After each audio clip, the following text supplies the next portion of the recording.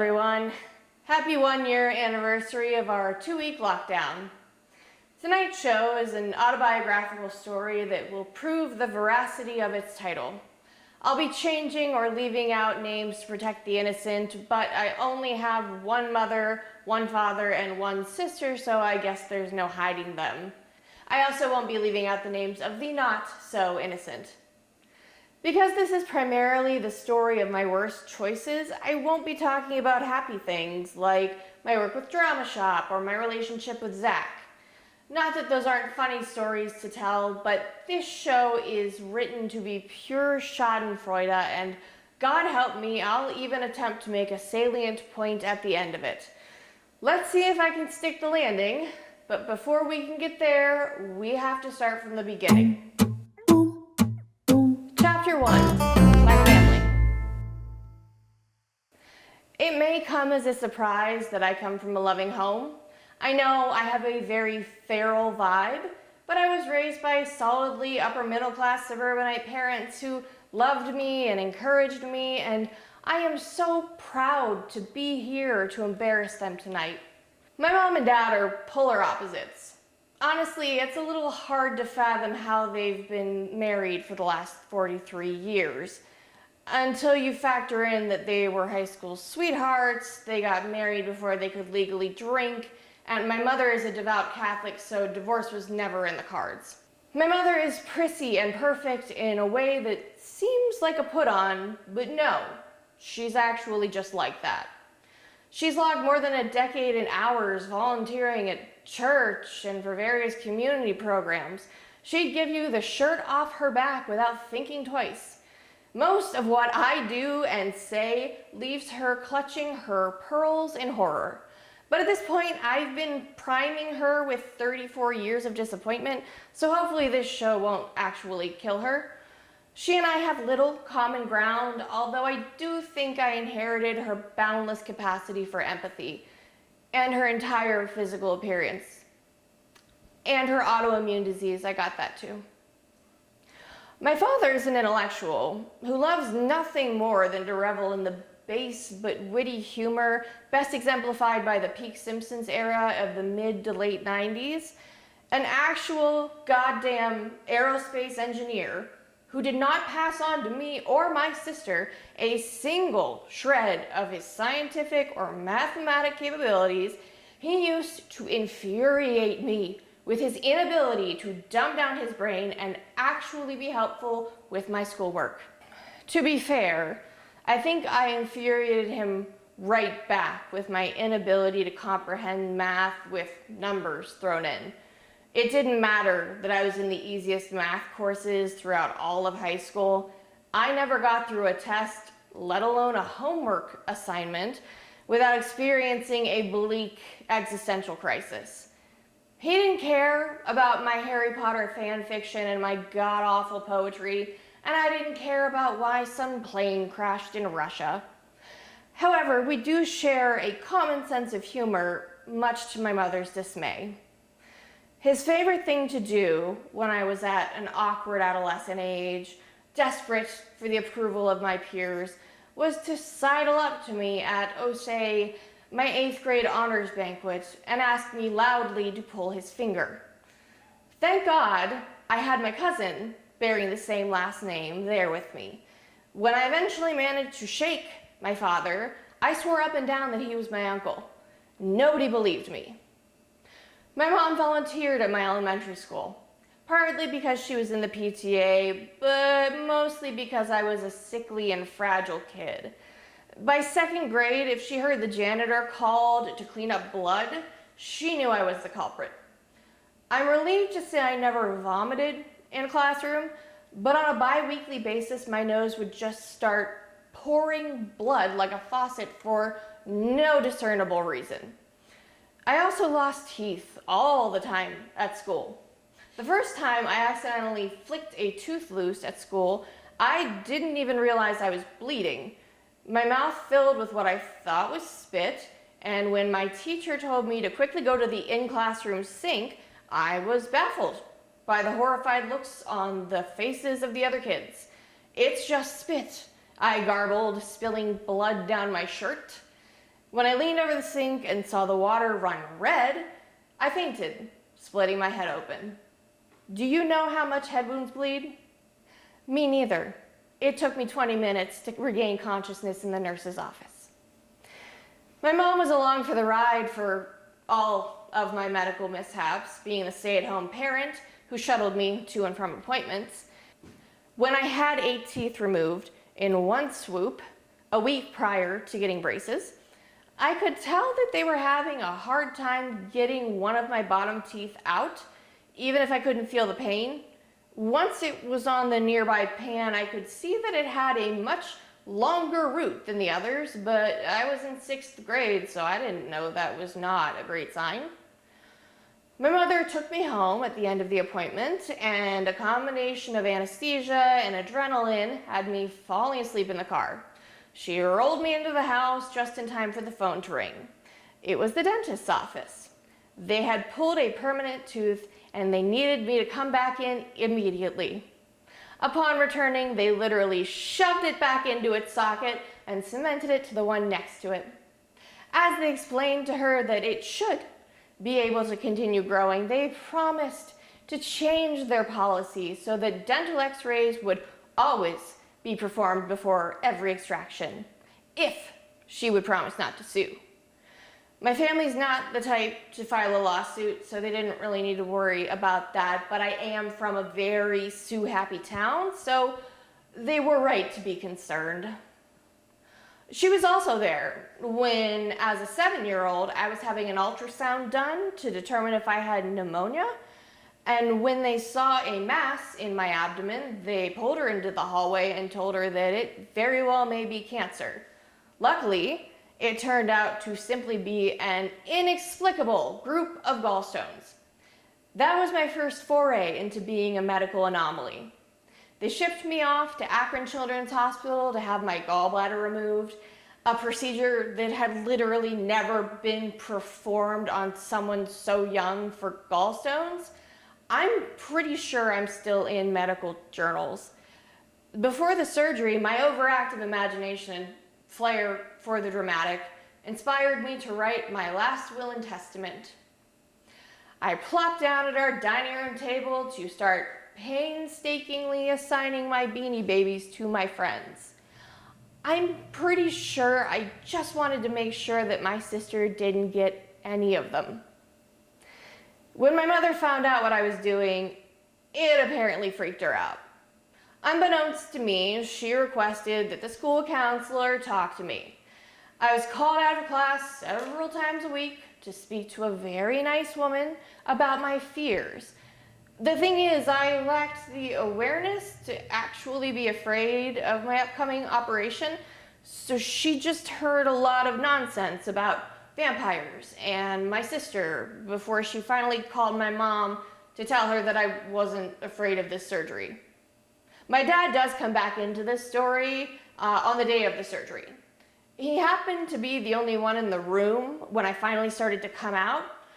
My exhausted mother had stepped out to grab a cup of coffee, and when he saw me waking up, he came to my bedside to hold my hand as I groggily looked around and said, "Dad?" "Yeah, Jesse?" 8 times 4 is 32, right?" "Yeah, Jesse." "Okay." And then I passed back out. When my mom returned a few minutes later and found out that I'd been briefly awake, she eagerly asked, "Oh my God, what did she say?" She said, "She loves you." He's always been good about having my back that way. My mom established a curfew for me as a teenager, even though it was hilariously unnecessary. She didn't approve of my language or my general attitude, but we both knew I wasn't brave or stupid enough to be drinking or doing drugs or having sex. My friends were just as straight-laced as I was, and she knew all of them, and their mothers to boot. It's not that we made a conscious effort to be good kids, it's that we found nerd shit more fun. Yes, I may spend 10 hours away from home on a Saturday, but it was because I'd be in an all-day screening of all 3 Lord of the Rings movies. The only time I stayed out slightly later than she preferred was the summer before I left for college, although I still wasn't doing anything unsavory. I was laying in someone's yard while my friends and I wondered aloud about college and adulthood, and these were deep, philosophical conversations that no 18-year-olds should be allowed to have unsupervised. We were too busy debating the perceived pros and cons of the aforementioned drugs, alcohol, and sex to actually engage with any of it. When I did finally manage to procure a boyfriend in college, more on him later, I still didn't give her reasons to worry about my choices. Ever the patron saint of lameness, I was dating a guy that I'd grown up with, and she already knew him, and she already knew his parents. In retrospect, I should have been considerate enough to make some blatantly bad choices just to justify all that worry. However, she did have my older sister Jen, who provided more than a few reasons for her to worry. Like all sisters who are close in age, Jen and I spent our childhoods attacking one another physically, mentally, and emotionally. We stole clothes from each other, pushed and slapped our way through every petty grievance, spent many Sundays pinching each other during Mass when my mom looked away, and generally lived to ruin each other's lives. These days, we're in our 30s, so we can legally get drunk before we start fighting and ruin a family function. Jen and I are less than 2 years apart, and I'm convinced that she started hating me the day my parents brought me home from the hospital in New Jersey. That's right. That's my greatest shame. I may have only lived there for a few months, but at the DNA level, I'm a Jersey girl. The sisterly fighting started out pretty run-of-the-mill. Once she reached an age when she became particularly attached to her own clothing, I simultaneously became preoccupied with stealing her clothing. More than once in high school, she made me go inside and change when we were already running late. Even in college, when someone posted a picture of me wearing a top I'd forgotten I'd stolen from her, my phone would ring within 20 minutes of it being published. We did have one unspoken rule of conduct from the time we were kids. While we could mercilessly torture one another endlessly, neither of us would allow the other to be bullied by an outsider. In kindergarten, I once seized the book bag of Jen's bully as he passed me walking down the aisle of the bus, sending him flying backwards onto his back. Then again, when we were both in college, we had a typical day of squabbling that capped off with her hurling one too many insults, causing me to grab the closest available weapon, a teaspoon, and violently whip her arm with it while she shrieked. She had spoon-shaped bruises for a week. When we were in middle school, prior to the age of every kid having a cell phone, handwritten notes were the primary way to channel private information. I owned an extremely unnecessary, hideous, cross-shoulder knit purse, which was filled entirely with these notes and a Dr. Pepper lip smacker. One of Jen's favorite activities to drive me insane was to wait until I dropped my guard, stole the purse, and dart into one of the bedrooms to read all of my notes. I could bang on the door all I wanted, scream, threaten, and she was unmoved, choosing to shout quotes from the notes back at me. One day I finally grabbed a bobby pin out of my hair and aggressively picked the lock on my bedroom. The ensuing fight was one of the worst as I chased her through the house before finally tackling her at the knees and swinging at her with my weak little noodle arms. When my mom finally came home unexpectedly, she found us covered in scratch marks with each other's hair in our fists yanked in different directions. We were immediately grounded, and I heard my mom complain to a friend that she assumed girls wouldn't be as prone to physical fights as boys. The older we got, the more sophisticated the fights became. We were no longer quite so tempted to throw hands, but we would still go for the jugular in every verbal disagreement. No one knows your secrets quite as well as your siblings, and weaponized secrets were by far our choice of ammo. To be fair, I was far from the only recipient of her volatile adolescent anger. My mom and dad arguably had the worst of it, since I could at least get away with slapping her around. My parents were very anti-corporal punishment, which meant she got away with saying some truly wild shit to our parents. When she was still in high school, no less. She'd lose privileges and have extra chores, but that certainly seemed like it barely fazed her.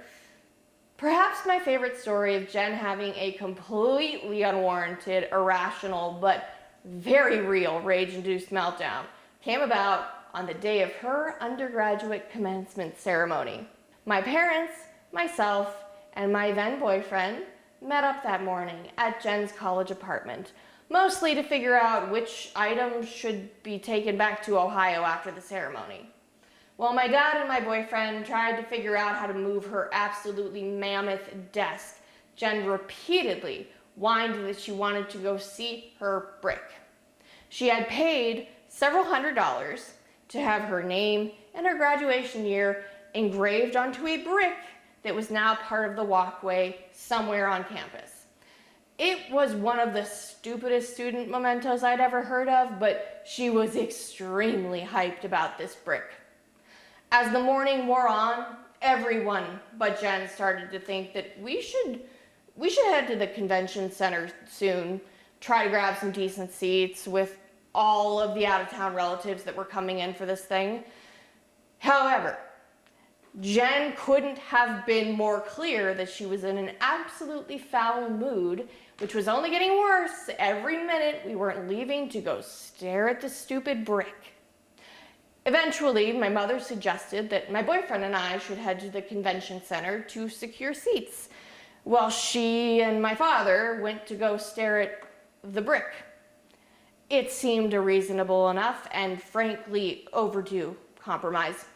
But Jen spat out one of the most incredible things I've heard to this day. Okay, fine. Let's just do whatever you want. This is your day. Happy graduation, Mom. There was a ringing silence for a few seconds, and then I quickly ran for the door, unable to contain my laughter. My ex-boyfriend and I drove to the graduation venue while I wondered if my parents would actually show up with her or just leave her along the side of the road for dead. The worthwhile epilogue to this story is that whenever my sister has fully lost her grip on reality and slid off the deep end, a simple, "Happy graduation, Mom," is enough to shock her back into acting sensible. The perspective of having conquered real-life problems and gained a fully developed prefrontal cortex has gone an exceptionally long way to mending our relationship. I won't pretend for a second that we don't still fight, but for the most part, my days of whipping her with a teaspoon seem to be behind me. Although she should watch her back if she knows what's good for her. Part of our fundamental differences is rooted, weirdly enough, in my love of literature. Jen and I fell into the classic sibling dichotomy fallacy. She was the pretty one, and I was the smart one. When we were little, she deeply resented the way adults would fawn over my brain, and I can't say that I blame her. I also don't mean to imply that she's unintelligent. I mean, she's an attorney, for God's sake.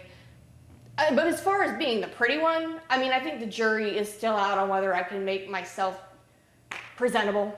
But at the end of the day, she always resented her almost willfully unpopular bookworm little sister, who so clearly preferred the worlds she could build and control within her own head. Chapter 2. Words, words, words. From the minute I learned to read, I discovered that books presented various worlds I could dip into where I wasn't an incredibly awkward child that I was in my day-to-day life. I had dozens of books piled up in the back seat of my mom's minivan. Even the shortest of trips was an excuse to bury my nose in a book I'd already read a dozen times. Receiving a small clip-on book light so I could still read when it was dark outside was a game changer. Because just like the rest of you, my mother convinced me that it was illegal to drive the car with the interior light on at night. My mother's side of the family semi-regularly attempted a family reunion event.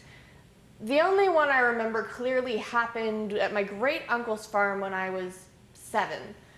I don't remember much about him other than a handful of meetings throughout my childhood, but he was loud and gregarious, and he seemed nice enough to me, but he was definitely from another time, which is my polite way of saying he made many jokes about how women should be in the kitchen and conventionally attractive and exist solely when he needed them. And he amused himself by snapping the bra straps of any young woman in the vicinity. So one early September Saturday, my family traveled out to my great-uncle's farm for a family reunion. There were presumably several fall activities planned, but the only one I remember is a hayride. This was included mostly to keep the kids busy while the adults caught up and held their own day drinking Olympics.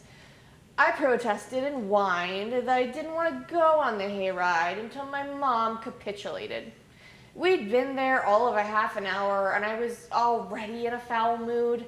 I was too warm from the midday sun, hay made my legs itchy and my eyes watery, and I was tired of answering patronizing questions from well-meaning relatives that I rarely saw.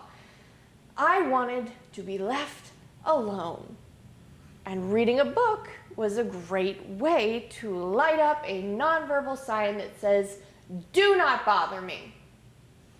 As my sister was shuttled onto the hayride with my cousins, my surly ass retrieved my current book from my mother's purse. I don't remember which one it was, but I know that it was a chapter book, or in adult speak, a novel. I sat on the wide porch steps and started reading. This was a new book, for once, so I was even more invested than I usually would have been. After a few minutes, I felt someone sit down beside me. "Why don't you want to go on the hayride with your big sister?" It was my great-uncle, teasingly asking.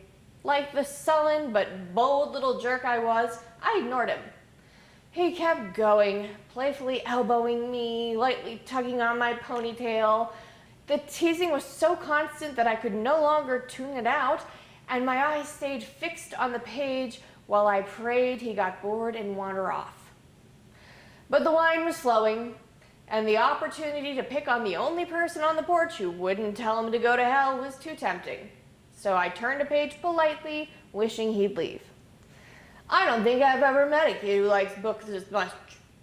I don't think I've ever met a kid who likes books this much, Jean," he yelled jokingly to my mother. "Why is she so serious? You gotta feed her unless she reads a book a day." My teeth were clenched.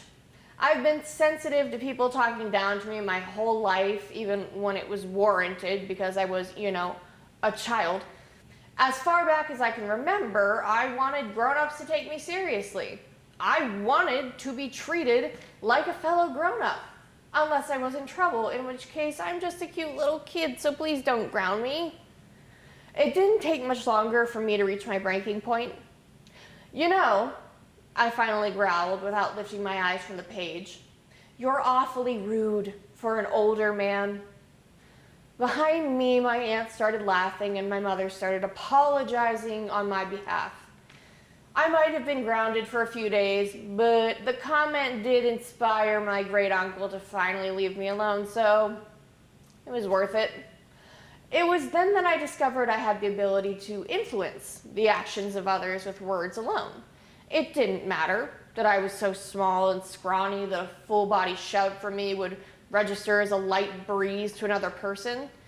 My beloved books had given me something new, words that could be used as weapons. And that's where it all started.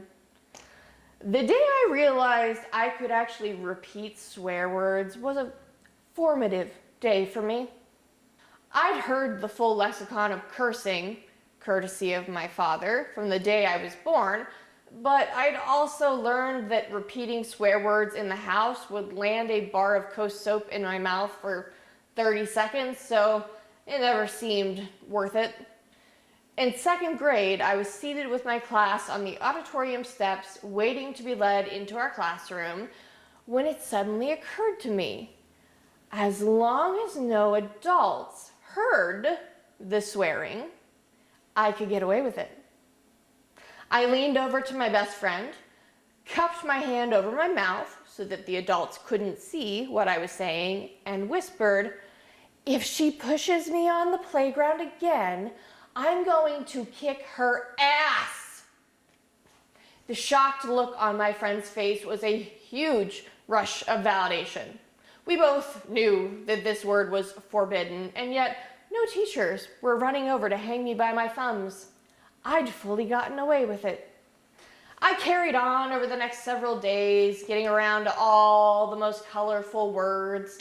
Kids were periodically gathering to listen to me whisper a blue streak of profanity. It was the first and last time I would ever be popular, and I swam in the sea of their adoration. It was strange to feel so powerful and to not be in trouble for doing this thing that we all knew was completely prohibited. High off their attention, I got a little too bold. Coasting on a week of profanity without consequences, I went to my weekly piano lesson. I'd started these lessons less than a year prior, and for the most part I liked them. I wasn't especially gifted at piano, though countless people told me over the years that I have piano fingers, whatever that means. But becoming competent at a new song was an okay feeling. Mostly I was willing to keep going because I really liked my teacher. She was patient and fair, and I accidentally turned her into a combination teacher and therapist after so many lessons where I spent 20 of our 30 minutes together unloading all of my grievances from the week. She never told me to shut up and run my scales. She empathized, and most importantly, she treated me like a real human being. No patronizing, no dismissing me because I was just a kid and couldn't fathom the dump truck of real problems that would unload on me when I reached adulthood. She was my piano teacher, but I also thought of her as a confidant. I sat down and started running through our standard lesson, which always started with practicing scales and hand positions. She set the metronome at an agonizingly slow pace, and we got started. I was new to working on scales that involved the black keys, which always seemed to slip from under my fingers as I tried to stretch my hand in painful ways. The first time I missed a key, I said in full voice, "Ah, shit." Her eyebrows shot up, but she didn't say anything. So I kept playing and cursing wildly at every mistake, often in ways that made no sense. "Ass," I spluttered after mixing up my thumb and my middle finger while trying to do a transition scale. "Left hand, hell," I muttered when I didn't move to the right chord while running a song. The lesson eventually ended, and I breezed out into the waiting room. The teacher followed me to my mom and gave the standard post-lesson rundown. She didn't mention my colorful language. As I packed up and started heading to the car, the teacher said, "Hey, Jean, can you hang back for a second?" My mother obliged, and I continued on my merry way to the car.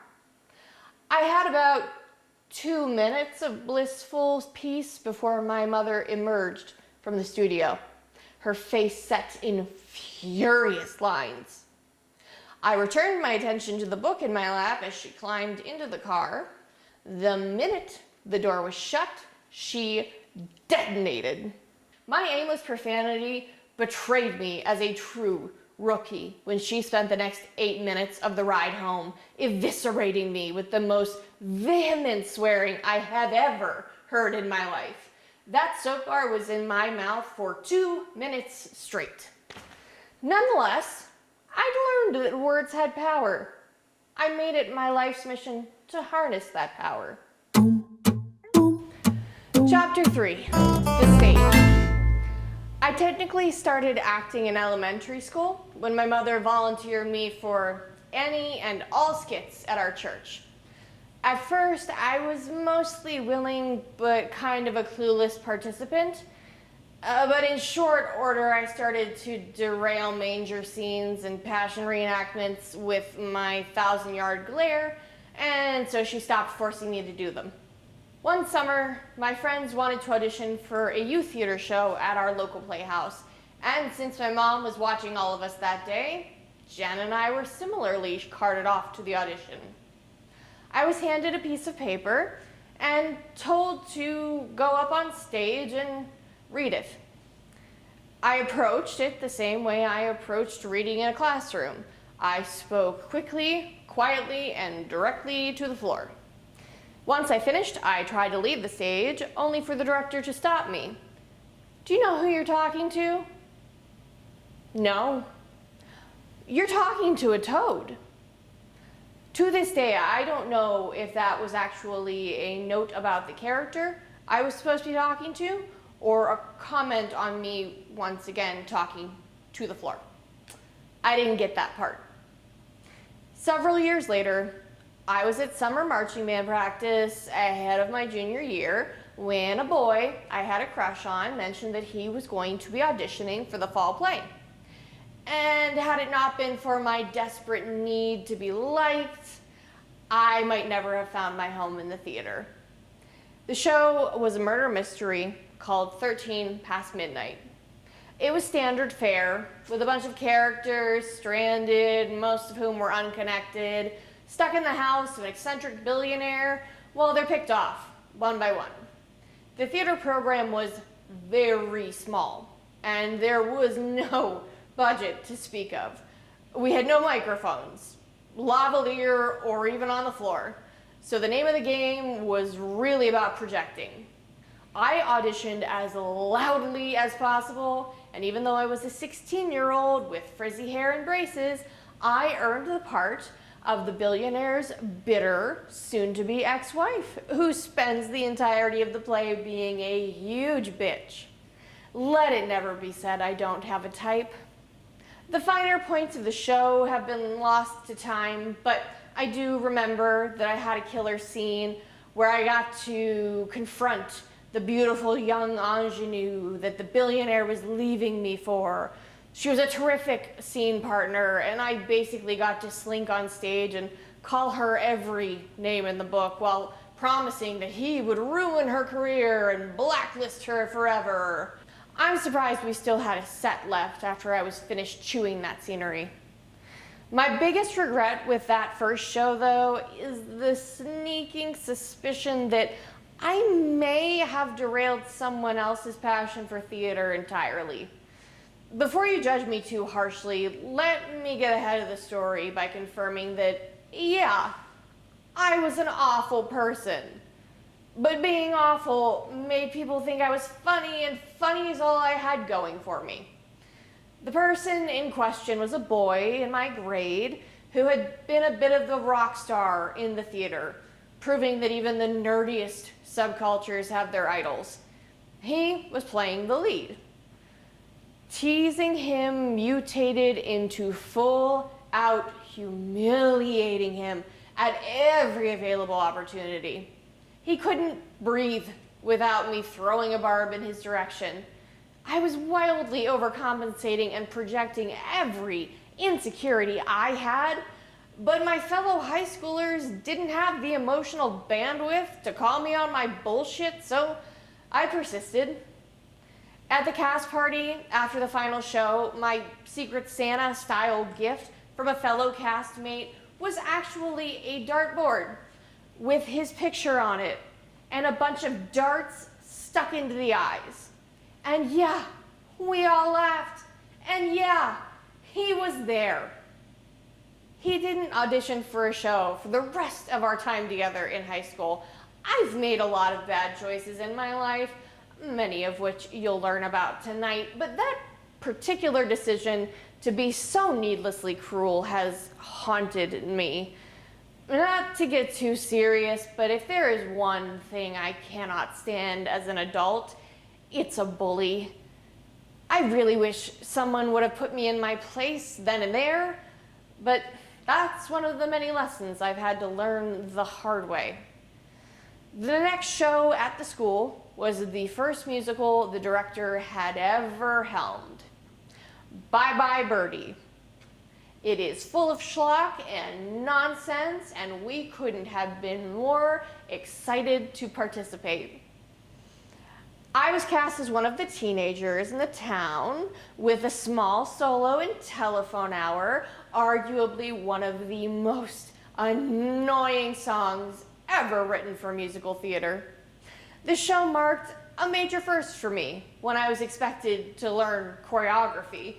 A graduate who attended the local university with a long dance history came in to give us all the jazz squares and spirit fingers we required, but my woefully uncoordinated ass struggled with every single step. There was a part of Got a Lot of Livin' to Do that required us to settle onto our knees and do a few turns. I had to practice it so many times to get it right that I spent the duration of the rehearsals and the run with my knees looking like rotting mangoes. My proudest moment, unironically, came about during Sincere, when Comrade Birdie, the in-universe equivalent to Elvis Presley, sings to the town and all the women faint. We didn't have a prescribed fainting orders at first, so we had to navigate it on our own terms. For whatever reason, I was bound and determined to be the first meatbag down. In rehearsals, I'd wait about 2 measures before collapsing. By the final night, he was halfway through inhaling to sing his first word when I thudded to the stage like a sack of potatoes. I was buried in the middle of a crowd, and there was a guy in gold lame on an elevated platform, so not only was this hilariously unnoticeable, it meant that I spent the rest of the number getting trampled while pretending to be unconscious. I could have tucked my hands in better, I guess, but art is suffering and whatever. For what it was, Bye Bye Birdie was a good show, but it was a high school show, through and through. There were more than a handful of us who couldn't quite sing and couldn't quite dance, and we all made absolute meals out of every little line we were given. As a result, I imagine it was kind of a slog for the audience members. My aunts and uncles came to see me perform, and while most summoned the base level enthusiasm, one uncle had the standout reaction, in my opinion. After handing me the perfunctory flowers and the post-show hug, he leaned in and muttered, "They should have called that stick around, Birdie." He wasn't wrong. A Christmas Carol was next, which gave me the retroactively regrettable chance to show off my terrible Cockney accent. I played a washerwoman who pilfered Scrooge's belongings after he died in his vision of the future. Again, let it never be said that I do not have a type. For the final show of my high school career, we took on Damn Yankees. For the first time, I landed a supporting lead role as the long-suffering wife who is abandoned by the main character when he is transformed into a young baseball player by the devil. Type. I have one. It was during rehearsals for this show that I abruptly transformed into a typically attractive 18-year-old. I finally had my braces taken off after 6 years. My figure smoothed out into recognizable hips and boobs with a waist between them, and I finally realized I shouldn't outline my entire eye in thick black liner.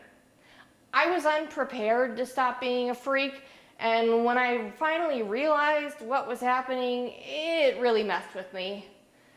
I was self-conscious before, but now I was paranoid. It hadn't occurred to me before then that people who are considered attractive must feel some enormous pressure to stay attractive. And the pressure that I felt was so suffocating, I compensated by dressing in the baggiest thrift store hoodies and wide-leg jeans I could find. When Damn Yankees landed me in a knee-length figure-hugging dress, I almost had a panic attack. I know it sounds irrational, and that's because it was.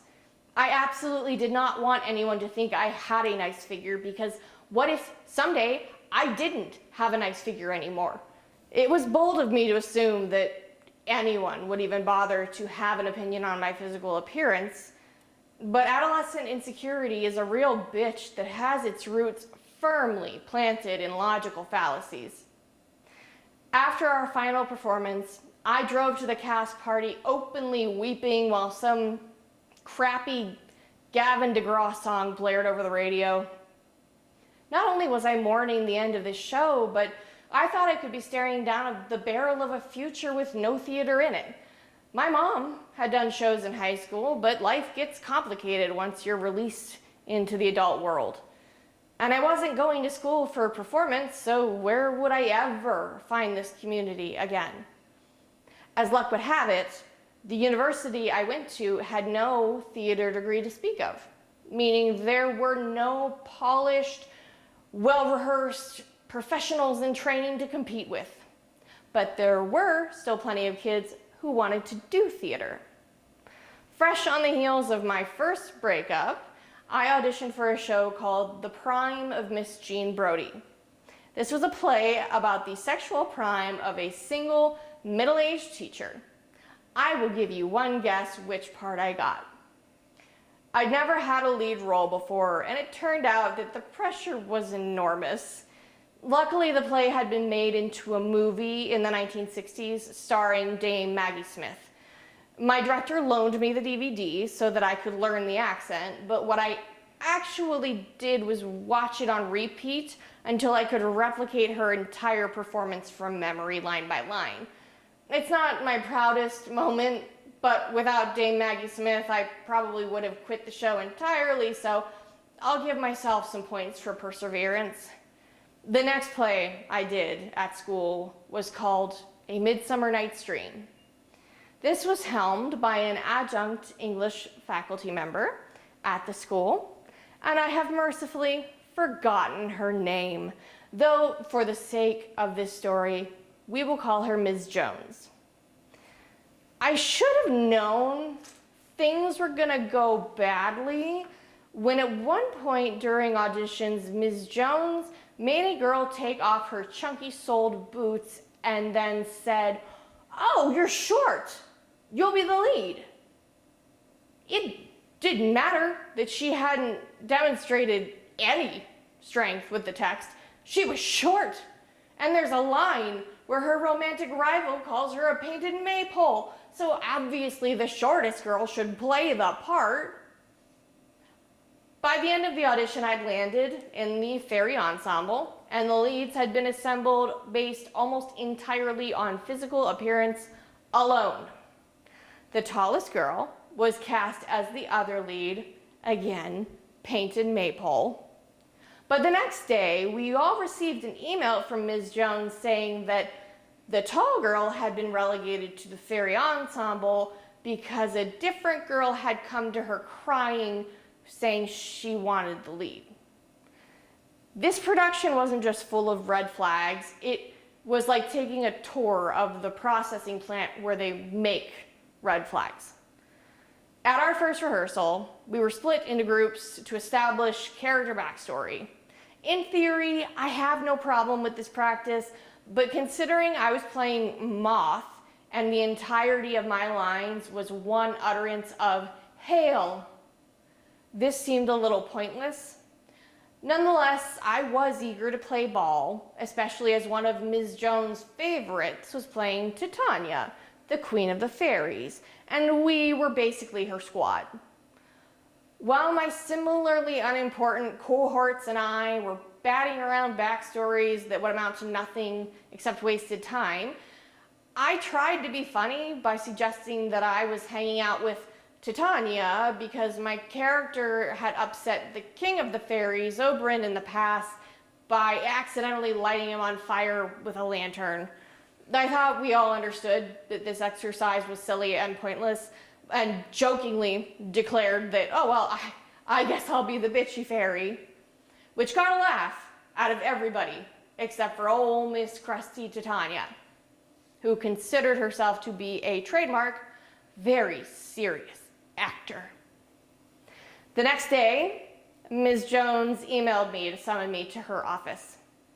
She made me shut the door behind her before tearing into me, calling me a bitch, saying I would not be allowed to derail her show, and I was clearly making all of my fellow actors uncomfortable. If she ever found out that I ever gave the impression that I was anything other than a Disney princess, she would boot me from her show in front of everyone because I wasn't a team player.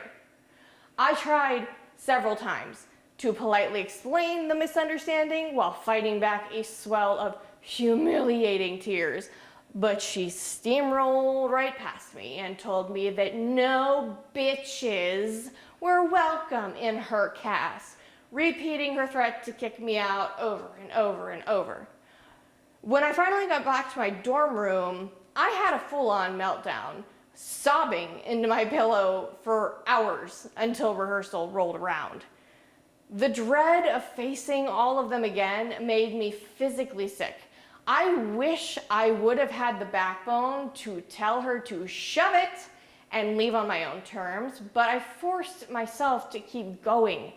That night, however, when I was struggling to breathe between gasping sobs, my friends across the hall in the dorm walked over to the theater to where the rehearsal was being held and told the professor, I can't make it because I'm sick. They wanted to slash her tires for making me cry like that. Those kinds of friends are really indescribably important. I spent the rest of the production miserable, afraid, and mostly silent for fear of someone taking my words out of context again.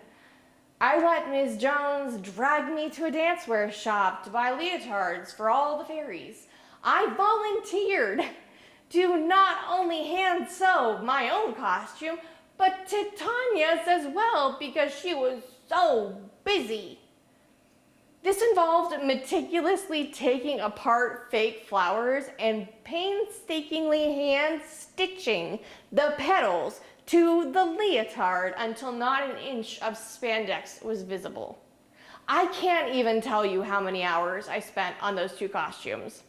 When I brought Titania's costume to her at the theater, she put it on, decided that it made her look too puffy, and hacked off 70% of those petals clumsily with a pair of scissors while whining that she was supposed to be sexy.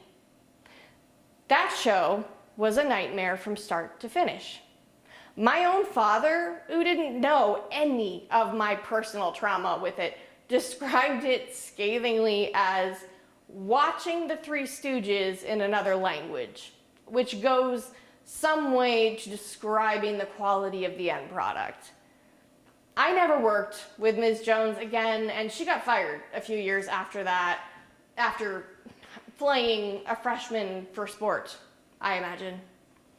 I continued to do some shows throughout college, learning just as much from the great ones as the terrible ones. After a few years, I started to more easily identify the kind of show that was worth my time, though that lesson did take me a very long time to learn. One of the more interesting revelations that I came about through my involvement with theater was my warped perspective of modesty.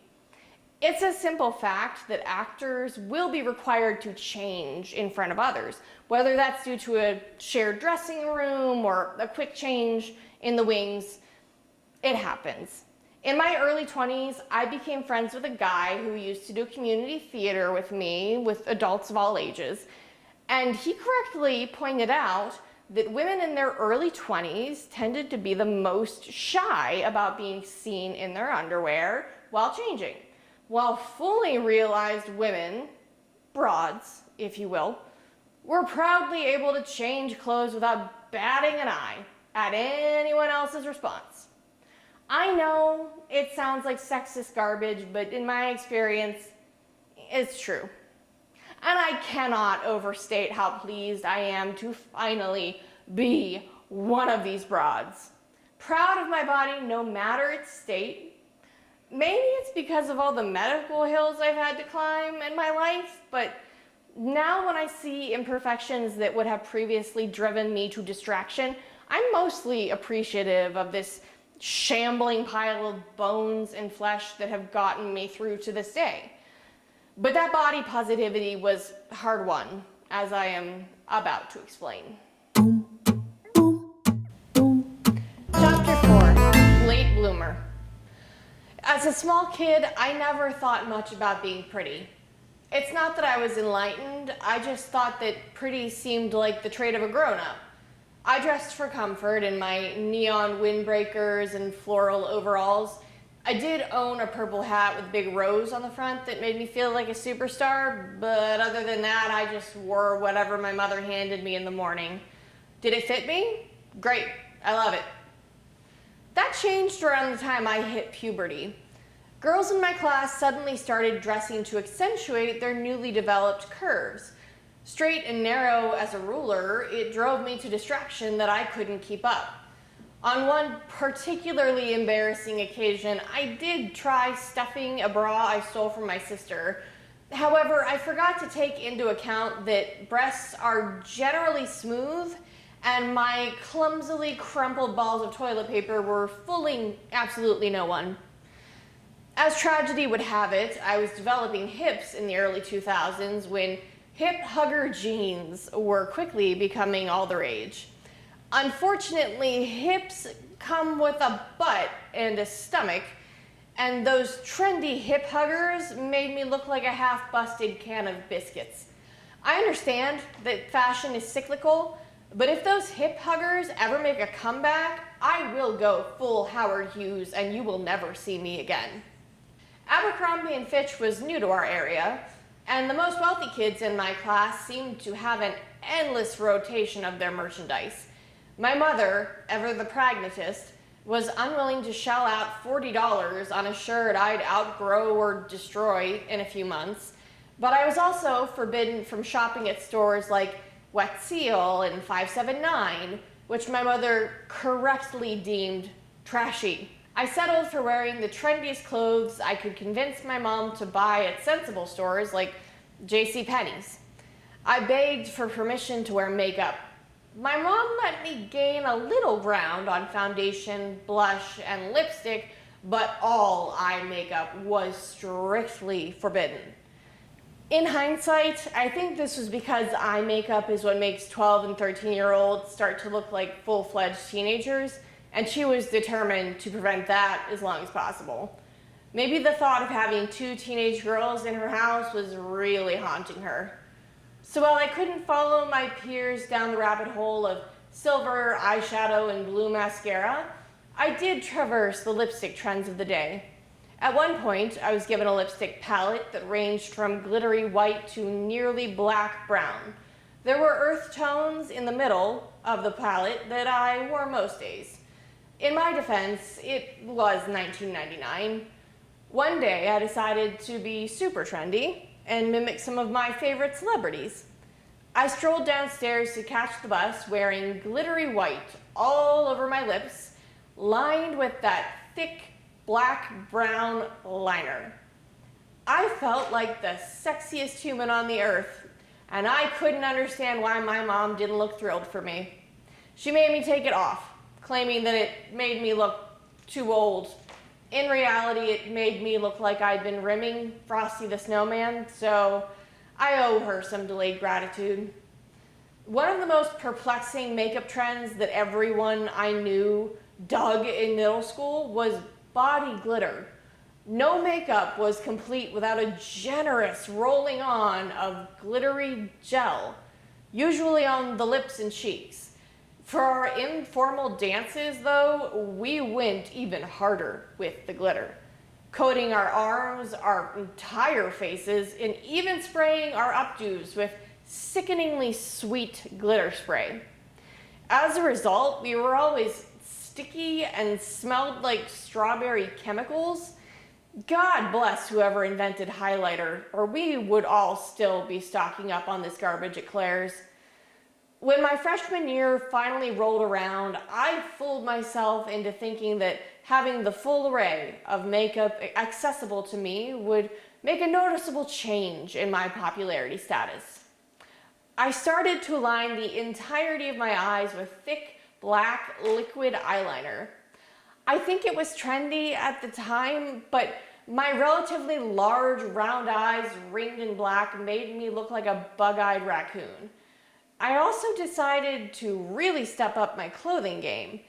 The one outfit that sticks out most clearly in my mind was a pair of hip-hugging, bell-bottom jeans covered in glittery gold fireworks, paired with a glittery gold turtleneck.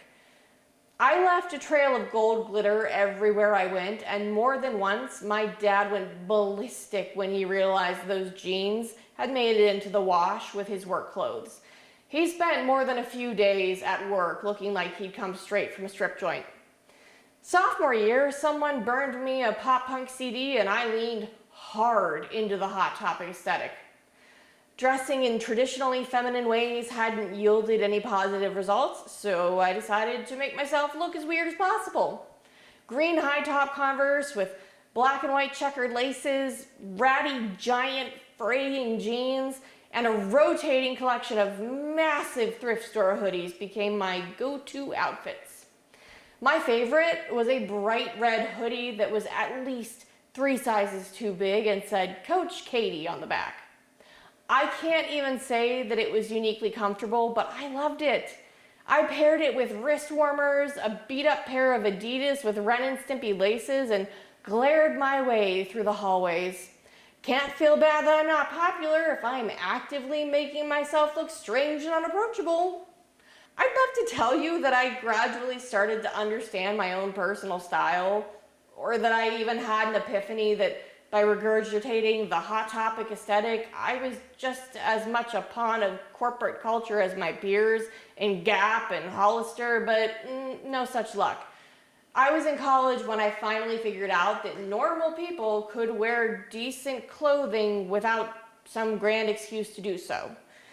But before I figured out how to dress halfway decently in college, being a loser with no sense of style meant that I was completely unprepared when one of my crushes finally returned my affection. As the mouthy, pushy, and strange-looking girl, I did not inspire many boys to pine for me, much to my chagrin. But in the final few weeks of high school, a strange thing happened. A boy I had a crush on actually reciprocated the feeling. Because I'm about to tell you the story of how this relationship went, I'll let you cast your votes now on how it turned out. My first relationship was like a carnival ride. At a suspiciously unregulated traveling carnival, I spent the first 30 seconds of the ride dizzy with glee and adrenaline, and the remaining 60 seconds in ever-mounting terror as the seatbelts broke and bolts went flying until I was finally splattered on the pavement. I'm being dramatic. I actually ended up splattered dancing inside a bear costume during the height of summer for minimum wage. More on that later. My first boyfriend was the most enduring crush of my childhood, beginning when he moved to town when we were 8 and continuing all the way through the end of high school. Before you think I'm a crazy person, I want to point out that I had a crush on every boy that would look me in the eyes. There, that makes me sound normal. Also, for the sake of the proceedings, let's just call him Paul. It took 10 years of me being the weird, frizzy-haired friend who was a little too into fantasy literature, which The Lord of the Rings would not make cool until I was 16, for him to start seeing me as a girl who warranted potential romantic interest, right on time for us to graduate high school and head off to separate colleges, 4 hours apart.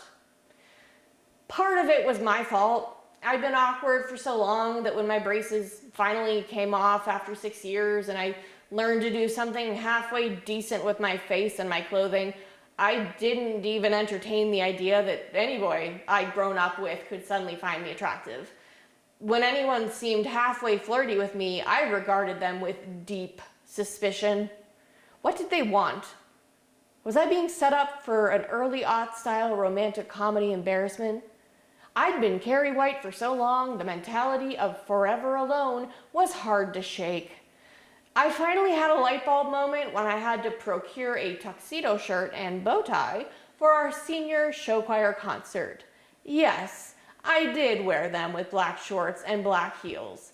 It was New York City themed and it was very glamorous. I was complaining about buying these things that I would, hopefully, never wear again when Paul suddenly spoke up. He happened to work part-time as a caterer at the ritzy buffet-style restaurant in town, and he offered to loan me his tuxedo shirt and bow tie. These hideous garments may as well have been an engagement ring. After crushing my duet of Give My Regards to Broadway, as only an inexperienced belcher with the soaring, unearned confidence of every 18-year-old, the hints kept coming. We were working on the final musical of our high school careers. We shared no scenes, since I was playing the long-suffering, abandoned, middle-aged wife, and he was playing a baseball coach, but he was unexpectedly friendly when we were off stage. I was handwriting Harry Potter fan fiction in the school hallway, and he was sitting down across from me to ask how it was going. You may think I tried to cover my tracks, but for better or worse, I would tell him entirely too much about what I was doing. He even asked for the link to where I posted my stories online. Jesus take the wheel. With only a few weeks of high school left, he split with his long-term girlfriend, and I knew I had to actually do something for once. I hastily passed him a note at the end of the school day, asking him to prom. He gave me a note the next morning, correcting some of my spelling, but agreeing to go to prom with me. Ah, young love.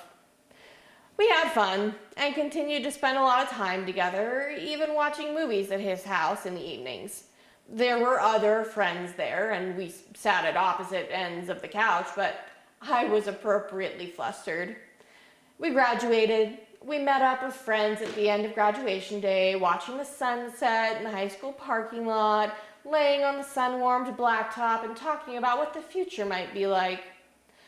2 weeks before we were due to leave for college, I finally asked if I could kiss him.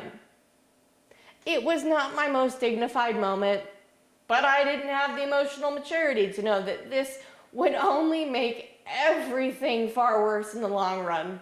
We kissed under the stars in my parents' driveway with the blissful ignorance of someone with headphones in, walking on the train tracks while a train quickly approaches behind them. The train hit a week into freshman year of college. He called it off wanting to date someone else. Pop quiz. Do you think that I, A, picked myself up, realized my own worth, and embraced the opportunity to approach college uninhibited, or B, shut myself up in my creepy old dorm room alone and created an ever-expanding playlist of sappy romantic songs calling it Wish He Wasn't an Asshole? B. It was B. I entertained a brief flirtation with a boy I met at college, but I hardly gave him a fair chance while still stewing over the one who got away. Within a few weeks, the novelty of college had started to wane, and Paul lost interest in the girl he dumped me for. When we were both home for Christmas break, he asked if we could get back together, and like the doormat I was, I immediately said yes. There's not much else to say about the relationship. We were long distance 80% of the time while overcompensating by spending nearly every waking moment together over the summer and holiday breaks. Even though I gladly jumped back into dating him, I couldn't stop myself from metaphorically putting cigarettes out on his skin by reminding him once a week that he dumped me and broken my heart. This was clearly an untenable relationship, but we both tried for too long to pretend that things would ultimately work out just fine. Pro tip for any of my young viewers: if you regularly find yourself having a conversation with your significant other where you are sobbing and claiming that you love them more than they love you, and they agree, run. Do not pass go. Do not collect $200. Run. Run now. You both deserve better. After 2.5 years, things finally came to a head. The breakup was messy emotionally, but we were about to be spending the summer 4 hours apart, so blessedly, there was never any temptation to rekindle an ill-advised physical relationship. The most notable part of this terminated relationship was the timeline. In arguably the most depressing era of my life, I was due to start work as a dancing bear. Chapter 5. Life Lessons from a Dancing Bear. In the spring of 2008, I made the uncharacteristic decision to audition to be a performer in the Showtime Theater at Waldameer Amusement Park. For those of you who are not familiar, it's comparable to a small family-run Six Flags. All things considered, it's not a bad little park, with a few decent roller coasters, a water park, and the subject of this story, a small wooden stage nestled between the tilt-a-whirl and a concession booth, where 6 times a day, a cast of relentlessly cheerful 20-somethings appeared to sing a medley of songs boomers consider to be popular music. There were several rows of benches under an awning in front of the stage, and without fail, every time we'd come out to perform, we would visibly startle some patron who had just assumed it was a shady place to sit down. They usually felt put on the spot enough to stay put for the entire 20-minute performance, but sometimes they would groan audibly and walk off. Those people were my favorite. The management of the theater has changed in recent years, but in 2008, it was managed by a company that also staffed much larger theme parks across the country. We were their smallest contract, and clearly the last priority. That said, they were only around for the month prior to the park's opening, after which they went back to some major hub city and left our 5-man theater crew to fend for itself. I was in the company of 4 others, all of whom were either music or dance majors at my college. I was easily the least qualified person to be on that stage, both in terms of ability and temperament, but I carved out an unlikely niche for myself. You see, Waldameer has a mascot. He is a giant bear with a button nose and a bowler hat named Wally. And for the summer of 2008, he and I were one and the same. After the theater manager realized that I was insufficiently cheesy on stage, he decided to stick me in the bear costume. In theory, this should have been easier, but it turns out that dancing in 85-degree weather with high humidity and a heavy fur suit and a hard plastic head that came down to the elbows was a little tricky. I had to practice constantly to meet their demands, and to make matters even more humiliating, I wasn't even rehearsing in the bear costume, so I was just hopping around stage with my elbows pinned to my side like a jackass. Wally's lines were pre-recorded on a track that played behind the show, enabling me to hide the fact that I was a 21-year-old girl, and also explaining why the character doesn't speak when he's not on stage. There was, in fact, a female bear named Wendy, but I was told very early on that I was never permitted to play Wendy because, and I quote, "I do not move enough like a girl." I'd love to act offended, but I'm self-aware enough to know, yeah, they were right. In the final days before the manager was about to leave us to our own devices, he set his hand on my shoulder and proudly told me that he really hadn't thought I'd be able to play Wally Bear when we first started rehearsing, but I had proven him wrong.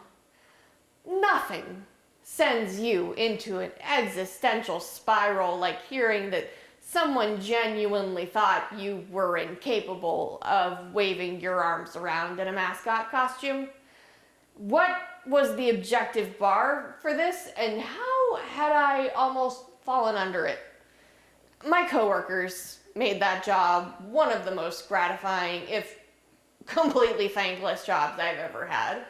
When we weren't on stage, we were relegated to a small utility room behind a false wall in the Rainbow Gardens ballroom, crammed in with broken soda machines and the giant hanging figures of the bears. We put inflatable pool rafts on the floor and napped in between our shows. I won't name names, but there were many days when some or all of my cohorts were very, very hungover. Those pool rafts were a lifesaver. We universally hated our country show. One of the three we performed daily was country. Not only was the music lame, but we had to perform it in cowboy boots, cowboy hats. The girls had a pencil-style denim skirt that came to the knees to keep things wild and modest. These skirts made it impossible to do half the choreography, but that was the least of the problems in that show. More egregiously, there was a Christian music section of the country show. I personally had an out-of-tune solo in This Little Light of Mine, and it was impossible for people in the audience to hide their grimaces when we're all in broad daylight. About a week into the summer, we realized that they'd put all of the Christian music on one track of our backing CD, and we immediately decided that one of us would slip backstage during the prior number and just skip that track entirely. We performed it maybe 10 times all summer, notably when one of the park managers was nearby, or on the one day my mom brought her youth group kids up to the park to visit.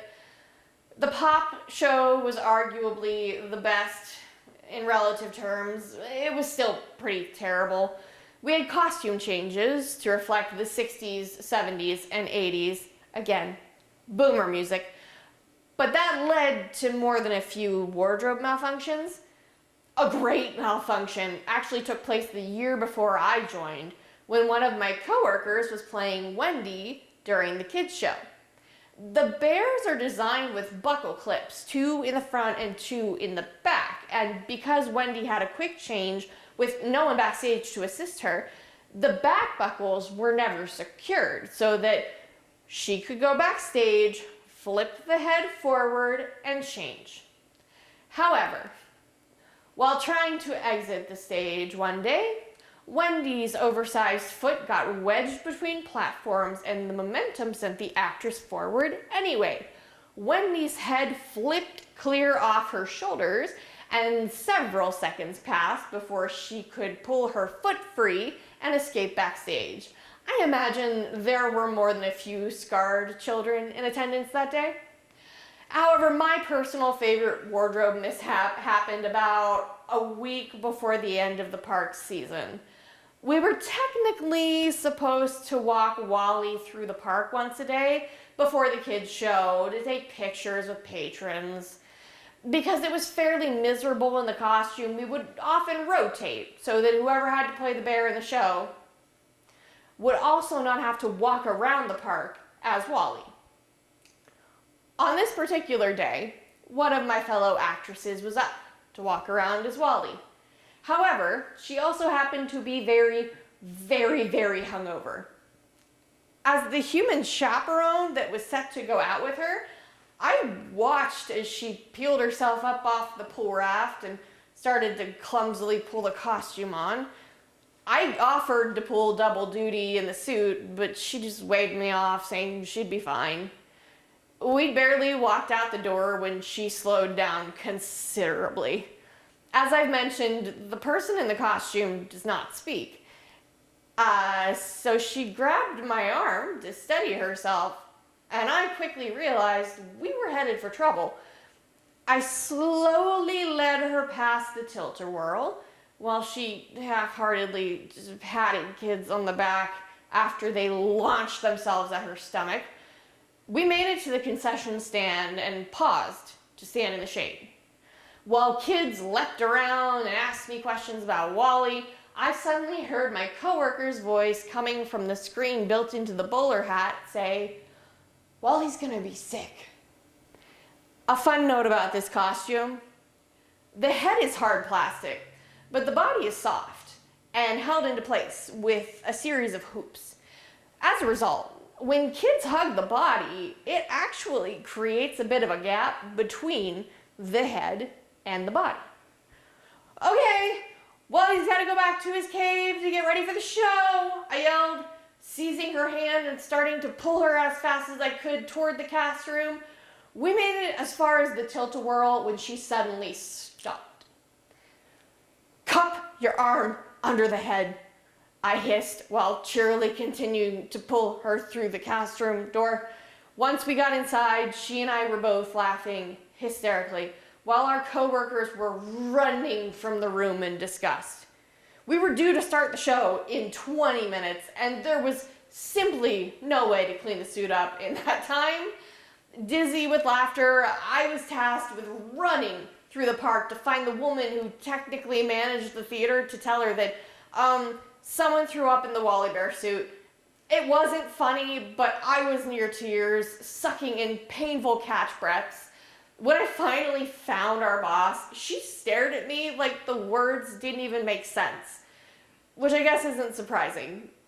We ended up scrapping the show that day and the next 2 days. In so many ways, the summer of 2008 was one of the worst of my life. I'd experienced my first real heartbreak.